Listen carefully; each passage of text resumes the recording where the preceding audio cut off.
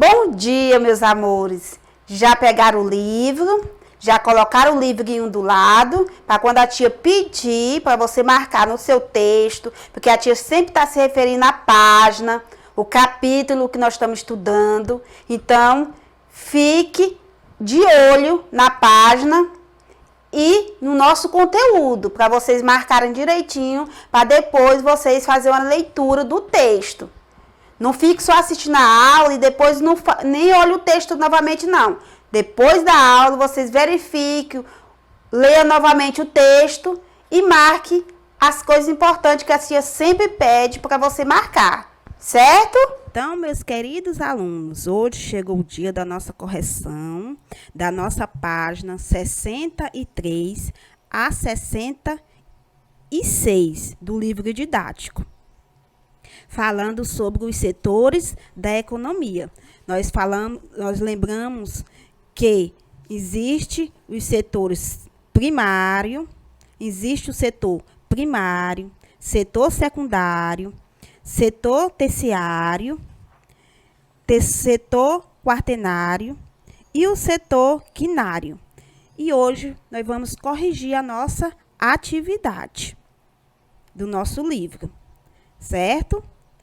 Então, vamos começar. A primeira questão está pedindo para você organizar essas atividades abaixo nos setores da economia. Nós temos no quadrinho, na página 63, o extrativismo, a atividade industrial, pecuária, comércio, agricultura. Então, nós vamos colocar em cada setor essas palavrinhas aí. Então, na letra A, setor primário, vai ficar o quem? Extrativismo, agricultura e pecuária. Na letra B, setor secundário, vai ficar atividade industrial. Na letra C, vai ficar no setor terciário, vai ficar só a palavrinha comércio. Na segunda questão, é para você completar esses espaços aí com essas palavras. Econômicas, humanos, bens, espaço, serviço. No primeiro espaçozinho vai ficar qual palavra? Econômicas. No segundo espaçozinho vai ficar humanos. No terceiro espaço, bens. No quarto espaçozinho vai ficar serviço. E no quinto e último espaço vai ficar espaços. Na terceira questão, meus amores, tem esses espaços aí para você colocar desenhos ou figuras mesmo nesses espaços aqui, ó. Do setor secundário, primário e terciário. Aqui é como é para você escolar e é pessoal, a tia não colocou nada aqui. Aí nós temos a quarta questão, que vai ficar, primeiro é o 5. Aqui, ó, primeiro vai ficar qual? A letra? A letra S. S do setor secundário. E aqui vai ficar a letra T, setor terciário. Este daqui vai ficar a letra Q, que é setor quaternário. E o último setor vai ficar o setor primário. Na quinta questão, é para você fazer a numeração correspondente à segunda coluna. A primeira, de acordo com a segunda. Então, vamos lá. Vai ficar o número 1, vai ficar onde? Na pesca. Vai ficar o número 1, vai ficar onde? Na pesca. Número 2, vai ficar, setor secundário, vai ficar onde? Aqui, na indústria. Na indústria. E o setor terciário, vai ficar em qual quadrinho? No comércio. E na prestação de serviço. E o número 4, setor quaternário, vai ficar onde? Aqui, ó, cibernética. Então, vai ficar assim, ó, 2, 1, 3, 3 e 4. Na alternativa, para você colocar VOF, você vai numerar os setores. Setor F, o setor primário envolve apenas atividades do setor de comércio? Não, aí vai ficar assim, ó, F, F, V, V.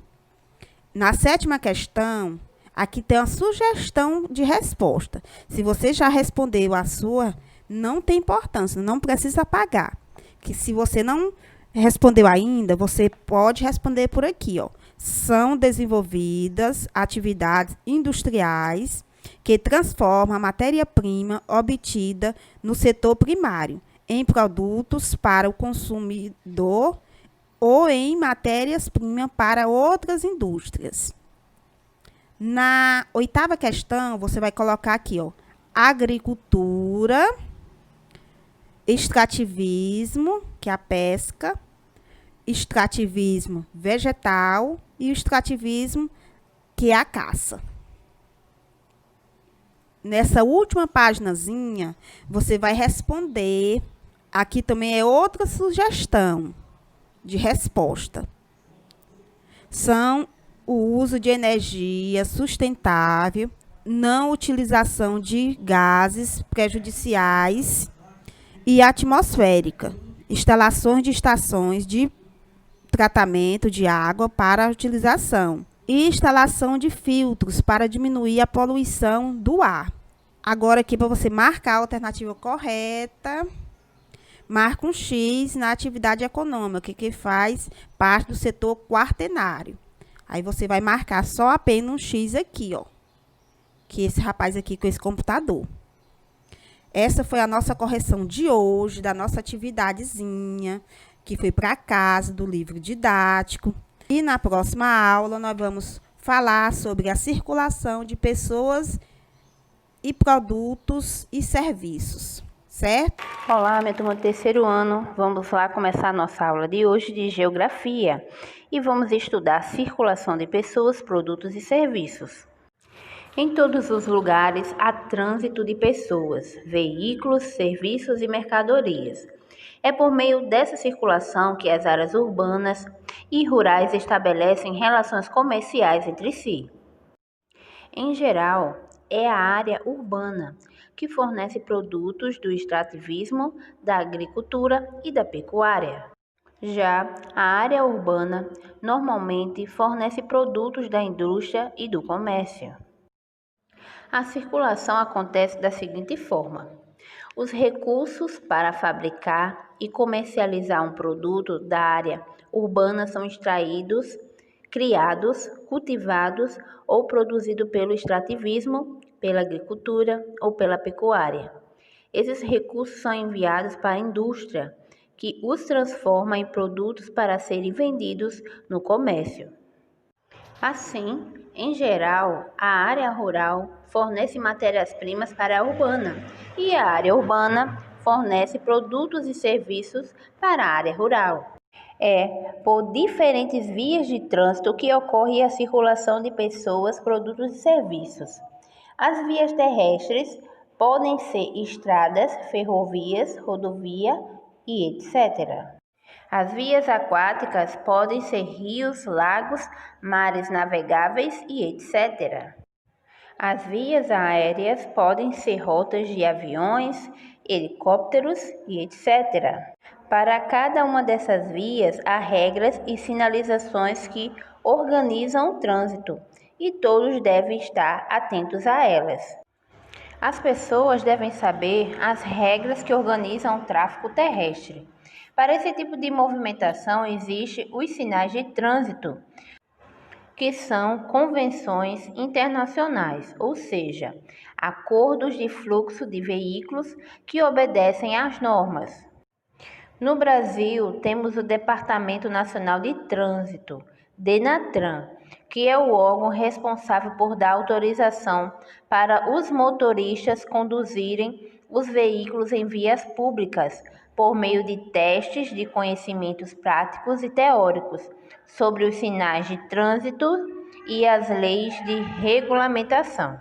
Os semáforos são os aparelhos de sinalização urbana, rodoviária ou ferroviária, que orientam o tráfego. Existem semáforos para os pedestres e para os veículos. Em ambos, o vermelho significa perigo, pare. O verde significa sinal aberto, pode passar. O amarelo existe apenas no semáforo para veículos e significa atenção, espere. O Departamento Estadual de Trânsito, DETRAN, é o Departamento Nacional de Infraestrutura de Transportes, DINIT. São os órgãos responsáveis por providenciar as placas de sinalização que orientam veículos e pessoas nas áreas urbanas, rurais e litorâneas. As placas são variadas. Para cada serviço ou situação, há cores e indicações determinadas. Conheça algumas. Placa de serviços auxiliares. Para indicar alguns serviços como ponto-socorro e restaurante, existem as placas de serviços auxiliares. Estas são pintadas de azul, branco e preto, podendo apresentar também a cor vermelha.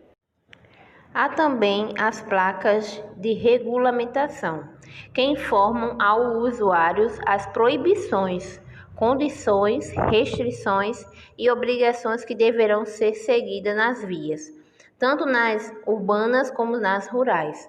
São pintadas de vermelho, preto e branco. As placas de advertência são as que alertam os usuários das vias para as condições do local e a sua natureza. São pintadas de amarelo e preto.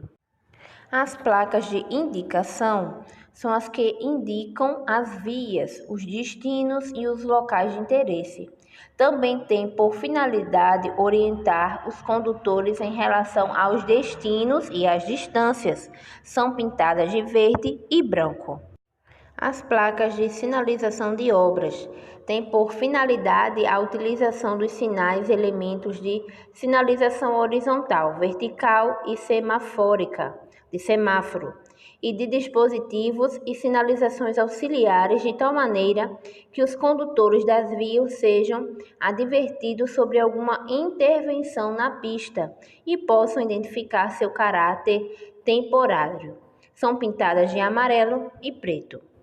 As placas educativas têm por finalidade educar os usuários quanto ao seu comportamento nas vias e a sua segurança no trânsito.